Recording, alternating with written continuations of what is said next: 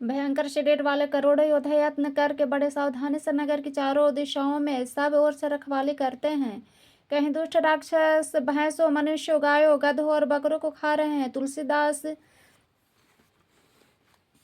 ने इन कथा इसलिए कुछ थोड़ी सी कहे कि निश्चय ही श्री रामचंद्र जी के बाण रूपी तीर्थ में शरीर को त्याग कर परम गति को पावेंगे। नगर के बहुसंख्यक रखवालों को देखकर हनुमान जी ने मन में विचार किया कि अत्यंत छोटा रूप धरूं, रात के समय नगर में प्रवेश करूं। हनुमान जी मच्छर के समान छोटा सा रूप धारण कर नर रूप से लीला करने वाले भगवान श्री रामचंद्र जी का स्मरण करके लंका को चले।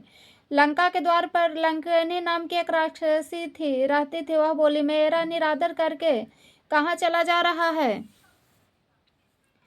यह मूर्ख, तुझे मेरा भेद नहीं जाना। जहां तक चोर है सब मेरे हार है। महाकवि हनुमान जी ने उसे एक घूंसा मारा जिससे वह खून की उल्टी करती हुई पृथ्वी पर लुढ़क पड़ी। वह लंकिनी फिर अपने को संभाल कर उठी और डर के मारे हाथ जोड़कर विनती करने लगी। वह बोली, रावण को जब ब्रह्मा जी ने वर दिया था तब चलते समय उन्होंने मुझे राक्षस के विनाश की पहचान बता दी थी कि जब तू बंदर के मारने से व्याकुल हो जाए तब तू राक्षसों का संहार हुआ जान लेना है। तात, मेरे बड़े पुण्य है जो मैं श्री राम जी के दूत को नेत्रों भर देख पाई। है तात, स्वर्ग और मोक्ष सबके सुखों को तराजू के एक पल्ले में रखा जाए तो भी वे सब मिलकर उस सुख के बराबर नहीं हो सकते जो लव क्षण मात्र के सत्संग से होता है। अयोध्यपुरी के राजा श्री रघुनाथ जी को हृदय में रखते हुए नगर में प्रवेश करके सब काम कीजिए। इसके लिए विष अमृत हो जाता है, शत्रु मित्रता करने लगता है, समुद्र गाय के खूर के बराबर हो जाता है, अग्नि में शीतलता आ जाती है, और है गरुड़ जी, सुमेरु पर्वत उनके लिए रज के समान हो जाता है। जिसे श्री रामचंद्र जी ने एक बार कृपा करके देख लिया तब हनुमान जी ने बहुत ही छोटा रूप धारण किया और भगवान का स्मरण करके नगर में प्रवेश किया। उन्होंने एक एक प्रत्येक महल की खोज की, जहां तहां असंख्य योद्धा देखे। वे रावण के महल में गए, वह अत्यंत विचित्र था जिसका वर्णन नहीं हो सकता।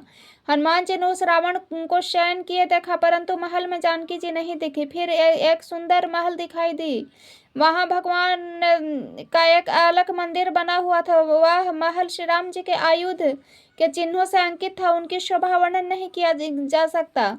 वहां नवीन नवीन तुलसी के वृक्ष समूह को देखकर कपिराज हनुमान जी हर्षित हुए। लंका तो राक्षसों का समूह निवास स्थान है, यहाँ सज्जन साधु पुरुष का निवास कहाँ? हनुमान जी मन में इस प्रकार तर्क करने लगे तो उसी समय विभीषण जी जागे। उन्होंने भी राम नाम उच्चारण किया। हनुमान जी ने उन्हें सज्जन जाना और हृदय में हर्षित हुए। हनुमान जी ने विचार किया, इनसे हट करके अपनी ओर से परिचय करूंगा, क्योंकि साधु से कार्य की हानि नहीं होती अथवा लाभ ही होता है। ब्राह्मण का रूप धर कर हनुमान जी उन्हें वचन सुनाए। पुकारा, सुनते ही विभीषण जी उठकर वहां आए, प्रणाम करके कुशल पूछे और कहा, है ब्राह्मण देव, अपनी कथा समझा कर कहिए। क्या आप हरि भक्तों में से कोई है? क्योंकि आपको देखकर मेरे हृदय में अत्यंत प्रेम उमड़ रहा है। अथवा आप दिनों से प्रेम करने वाले स्वयं श्री राम जी हैं और मुझे बड़ भागी करने आए हैं। तब हनुमान जी ने श्री रामचंद्र जी की सारी कथा कहकर अपना नाम बताए। सुनते ही दोनों के शरीर पुलकित हो गए। श्री राम जी के गुण समूह का स्मरण करके दोनों मन में मग्न हो गए। विभीषण जी ने कहा, है पवन पुत्र, मेरी रहनी सुनो। मैं यहाँ वैसे ही रहता हूँ जैसे दांतों के बीच बेचारी जीभ है। तात, मुझे अनाथ जानकर सूर्य कुल के नाथ श्री रामचंद्र जी क्या मुझ पर कभी कृपा करेंगे? मेरा तामसी शरीर होने के से साधन तो कुछ बनता नहीं। मन में श्री रामचंद्र जी के चरण कमलों में प्रेम ही है। परंतु है हनुमान, अब मुझे विश्वास हो गया है कि श्री रामचंद्र जी की मुझ पर कृपा है, क्योंकि हरि की कृपा के बिना संत नहीं मिलते। जब श्री रघुवीर जी ने कृपा की है तभी तो आपने मुझे हठ करके दर्शन दिए हैं। हनुमान जी ने कहा, है विभीषण जी सुनिए, प्रभु की यह रीति है कि वे सेवक पर सदा ही प्रेम करते हैं। भला कहिए, मैं कौन सा बड़ा कुलीन हूँ, जाति का चंचल बानर, सब प्रकार से नीच हूँ। प्रातःकाल जो हम लोगों का नाम ले उस दिन उसे भोजन न मिले। हे सखा सुनिए, मैं ऐसा अधम हूँ, पर श्री रामचंद्र जी तो मुझ पर कृपा ही की है। भगवान के गुणों का स्मरण करके हनुमान जी के दोनों नेत्रों में जल भर आया। जो जानते हुए भी ऐसे स्वामी को भुलाकर विषयों के पीछे भटकते फिरते हुए दुखी क्यों न हो। इस प्रकार श्री राम जी के गुण समूह को कहते हुए उन्होंने अब अनिर्वचनीय शांति प्राप्त की। फिर भी विभीषण जी ने श्री जानकी जी की जिस प्रकार लंका में रहती थी वह सब कथा कही। तब हनुमान जी ने कहा, है भाई सुनो, मैं जानकी माता को देखना चाहता हूँ। विभीषण जी ने माता के दर्शन की सब युक्तियां कह सुनाई। तब हनुमान जी विदा लेकर चले। वहां फिर पहले के रूप धर कर गए जहां अशोक वन में सीता जी रहती थी। सीता जी को देखकर हनुमान जी ने उन्हें मन ही मन प्रणाम किए। उन्हें बैठे ही बैठे रात्रि के चारों पहर बीत गए। शरीर दुबला हो गया, सिर पर जटाओं की एक वेणी है, हृदय में श्री रघुनाथ जी के गुण समूह का जाप करती रहती हैं। श्री जानकी जी नेत्रों को अपने चरणों में लगाए हुए और मन श्री राम जी के चरण कमलों में लीन है। जानकी जी को दिन देखकर पवन पुत्र हनुमान जी बहुत ही दुखी हुए। हनुमान जी वृक्ष के पत्तों में छिप रहे और विचार करने लगे, है भाई क्या करूं, इनका दुख कैसे दूर करूं। उसी समय बहुत से स्त्रियों को साथ लिए सज धज कर रावण वहां आए। उस दुष्ट ने सीता जी को बहुत प्रकार से समझाया, साम दाम भय और भेद दिखलावा। रावण ने कहा, है सुमुखी, है सयानी, सुनो, मंदोदरी आदि सब रानियों को मैं तुम्हारी दासी बना दूंगा। यह मेरा प्रण है, तुम एक बार मेरी ओर तो देख सही।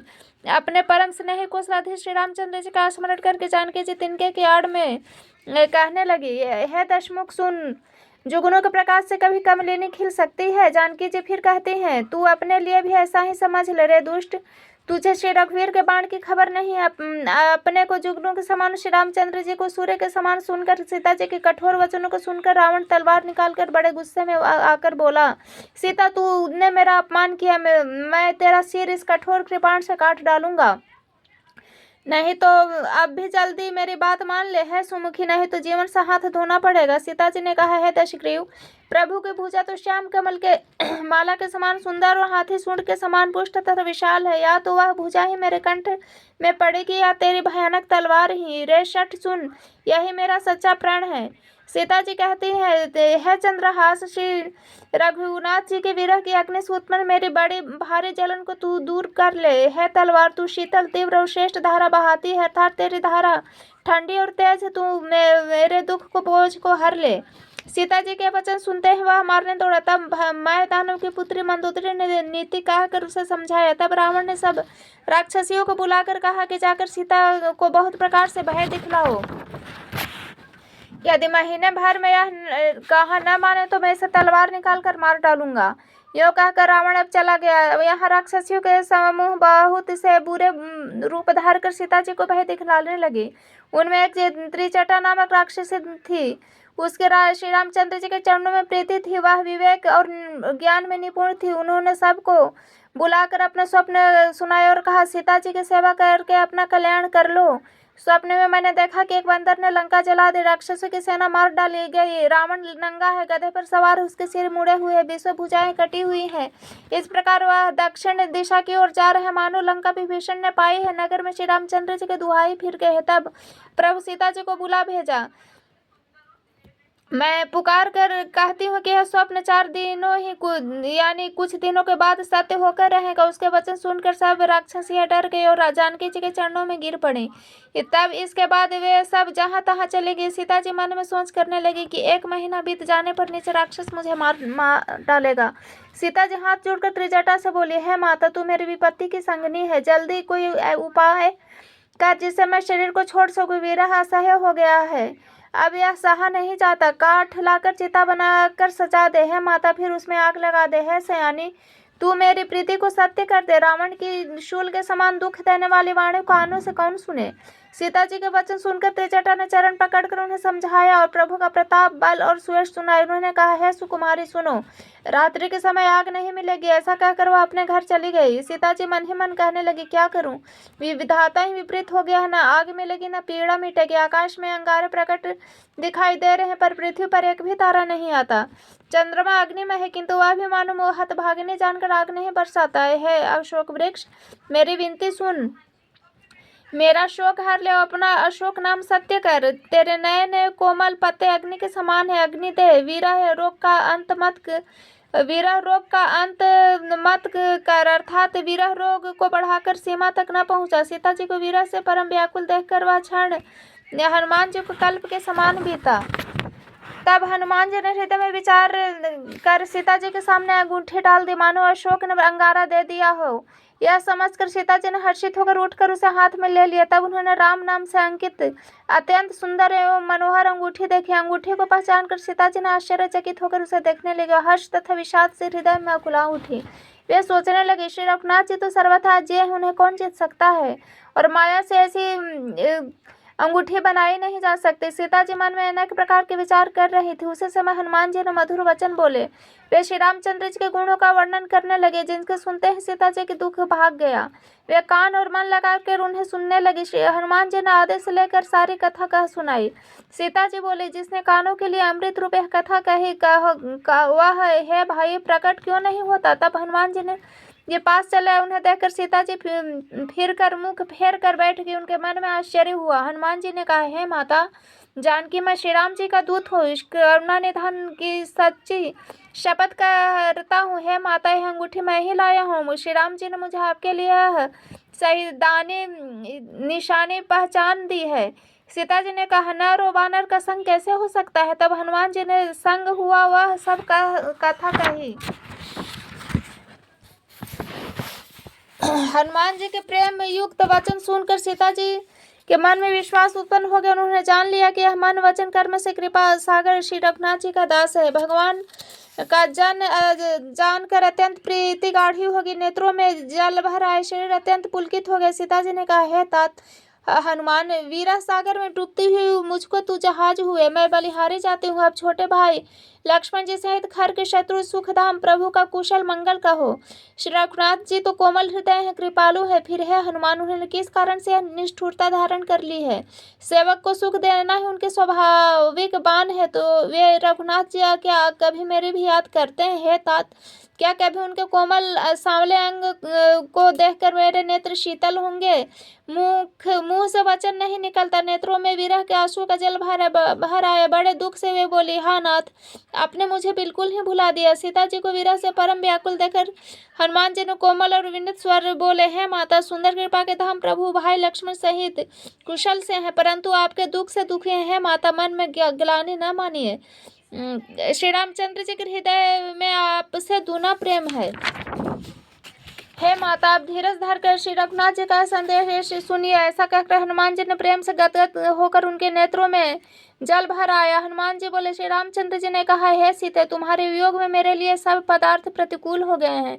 वृक्षों के नए नए कोमल पत्तों माने अग्नि के समान, रात्रि काल रात्रि के समान, चंद्रमा सूर्य के समान, और कमलों के वन भालों के वन के समान हो गए हैं। मेघ मानो खोलता हुआ तेल बरसाते हैं। जो हित करने वाले थे वे ही अब पीड़ा देने लगे हैं। त्रिविध वायु सांप के श्वास के समान गर्म हो गई है। मन दुख कह डालने से भी कुछ घट जाता है, पर कहूँ किस, यह दुख कोई जानता नहीं है। प्रिय, तेरे और मेरे प्रेम का तत्व एक मेरा ही मन जानता है, और वह मन सदा तेरे ही पास रहता है। बस मेरे प्रेम का सार इतने में ही समझ ले। प्रभु का संदेश सुनते ही जानकी जी प्रेम मग्न हो गई। उन्हें शरीर की सुधि न रही। हनुमान जी ने कहा, हे माता, हृदय में धैर्य धारण करो, सेवकों को सुख देने वाले श्री राम जी का स्मरण करो। श्री रघुनाथ जी के प्रभुता को हृदय में लाओ और मेरे वचन सुनकर कायरता छोड़ दो। राक्षसों के समूह पतंगों के समान, श्री रघुनाथ जी के बाण अग्नि के समान है। हे माता, हृदय में धैर्य धारण करो, राक्षसों को जला ही समझो। श्री रामचंद्र जी ने यह खबर पाई होती तो विलंब न करते हैं। जानकी जी, राम बाण रूपी सूर्य के उदय होने पर राक्षसों के सेना रूपी अंधकार कहाँ रह सकता है। है माता, मैं आपको अभी यहाँ से लेवा जाऊं, पर श्री रामचंद्र जी की शपथ, मुझे प्रभु की आज्ञा नहीं है। अतः हे माता, कुछ दिन और धीरज धरो। श्री रामचंद्र जी वानरों सहित यहाँ आवेंगे और राक्षसों को मारकर आपको ले जाएंगे। नारद आदि ऋषि मुनि तीनों लोकों में उनका यश गावेंगे। है सीता जी ने कहा, हे पुत्र, सब वानर तुम्हारे ही समान है, नन्हे नन्हे होंगे। राक्षस तो बड़े बलवान योद्धा हैं। अतः मेरे हृदय में बड़ा भारी संदेह होता है कि तुम जैसे बंदर राक्षसों को कैसे जीतेंगे।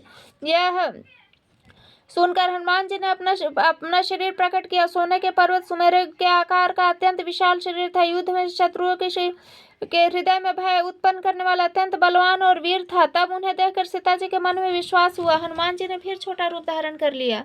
हे माता सुनो, वानरों में बहुत बल बुद्धि नहीं होती, परंतु प्रभु के प्रताप से बहुत छोटा सर्प भी गरुड़ खा सकता है।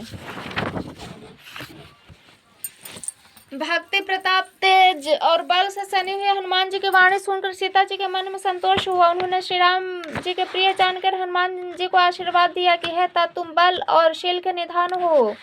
हे पुत्र, तुम अजर अमर और गुणों के खजाने हो। श्री रघुनाथ जी तुम पर बहुत कृपा करे। प्रभु कृपा करे। ऐसा कानों से सुनते ही हनुमान जी पूर्ण प्रेम मग्न हो गए। हनुमान जी ने बार बार सीता जी के चरणों में सिर नवाया और फिर हाथ जोड़कर कहा, हे माता, मैं कृतार्थ हो गया। आपका आशीर्वाद अमोघ है, यह बात प्रसिद्ध है। हे माता सुनो, सुंदर फल वाले वृक्षों को देखकर मुझे बड़ी ही भूख लग आई है। सीता जी ने कहा, हे पुत्र सुनो, बड़ी भारी योद्धा राक्षस वन की रखवाली करते हैं। हनुमान जी ने कहा, हे माता, यदि आप मन में सुख माने तो मुझे उनका भय तो बिल्कुल नहीं है। हनुमान जी को बुद्धि और बल में निपुण देखकर जानकी जी ने कहा, जाओ हे तात, श्री रघुनाथ जी के चरणों को हृदय में धारण करके मीठे फल खाओ। वे सीता जी को सिर नवाकर चले और बाग में घुस गए। फल खाए, वृक्षों को तोड़ने लगे। वहां बहुत से योद्धा रखवाले थे, उनमें से कुछ को मार